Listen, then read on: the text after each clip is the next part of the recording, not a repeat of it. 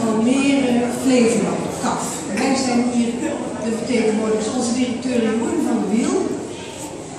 En mijzelf als verwerker, ik ben projectleider voor alle activiteiten van KAF Expo. En u staat hier in de eerste expositie van KAF Expo. En dat is iets heel bijzonders, want we hebben een oproep gedaan, zomaar met een foldertje wat we ook al hebben uitgedeeld. En u komt uw mooiste dingen voor KAF Expo. En daar is al dit werk op ingezonden. Dat vinden wij echt geweldig. We hebben geprobeerd om alle inzendingen bij binnenkomst een roos te geven. Dat is misschien niet helemaal gelukt, want er staan er nog een heleboel onder. Maar dat komt dan als u dadelijk mij weer ontmoet in het informele achteraf.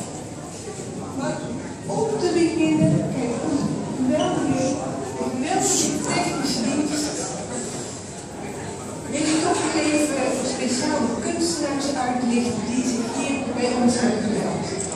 Als allerlaatste twee Ina Bols, die daar de buste heeft gemaakt met alle trouvailles en leftovers van sieraden. En Mary Fontaine die heeft een hele mooie lotusbloem ingespeeld.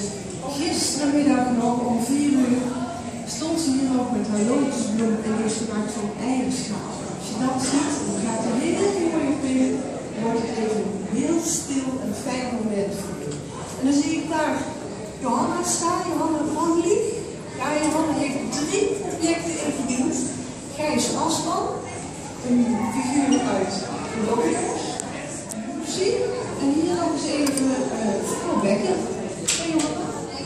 Mevrouw Bekker die kan met haar hoofd vliegen en die is dan heel erg wijs. Nou, zo hebben we nog Nicole Donstra en we hebben ook Cindy Schipper die daarachter die 3 portretten heeft gemaakt, een beetje in de 17e eeuwse stijl, waardoor deze mensen met al hun waardigheid heel goed bij ons overkomen. Daniela met die 2 kleine, hele subtiele landschapsschilderijtjes. En dat is eigenlijk echt iets heel moois wat we een beetje ruimte hebben willen geven. Dat het een werkenbosje is en een beeld van de oever. En dan helemaal links achterin, dat staat Antoni en die staat met zijn kastje gemaakt van sinaasappelkistjes.